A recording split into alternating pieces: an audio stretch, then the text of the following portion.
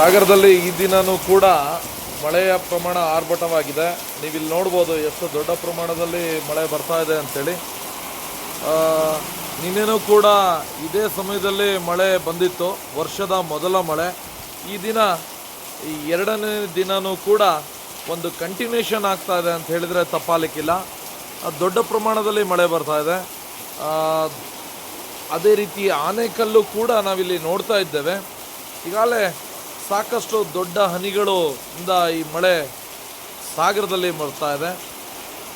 ಪ್ರಾಯಶಃ ಕಳೆದ 8-10 ದಿನಗಳ ಹಿಂದೆ ನಮ್ಮ ಸಾಗರದ ಮಾರಿಕಾಂಬಾ ಜಾತ್ರೆ ಮುಗಿದಿದ್ದು, ಈ ಒಂದು ಜಾತ್ರೆಯ ಒಂದು ಏನು ಸ್ವಚ್ಛತಾ ಕಾರ್ಯಕ್ರಮವನ್ನು ಈ ಪ್ರಕೃತಿ ಹೊಂದ್ಕೊಂಡಿದೆ, ಆ ರೀತಿಯಲ್ಲಿ ನಿಟ್ಟಿನಲ್ಲಿ ಹೆಜ್ಜೆಯನ್ನು ಇಟ್ಟಿದೆ ಅಂತ ಹೇಳಿದರೆ ತಪ್ಪಾಗಲಿಕ್ಕಿಲ್ಲ.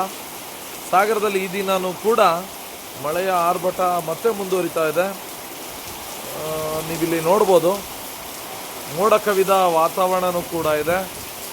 ಪ್ರಾಯಶಃ ಇನ್ನೂ ಹೆಚ್ಚಳ ಆಗುವಂಥ ಎಲ್ಲ ಸಾಕಷ್ಟು ವಾತಾವರಣ ಈಗಾಗಲೇ ಸೃಷ್ಟಿಯಾಗಿದೆ ಅಂತ ಹೇಳಿದರೆ ತಪ್ಪಾಗಲಿಕ್ಕಿಲ್ಲ. ಮಾಹಿತಿ ಕೊಟ್ಟಿರೋದು ಈ ನಿಮ್ಮ ಆತ್ಮೀಯ ಸ್ನೇಹಿತರಾದ ಗುರು ಕಾಗೋಡ್.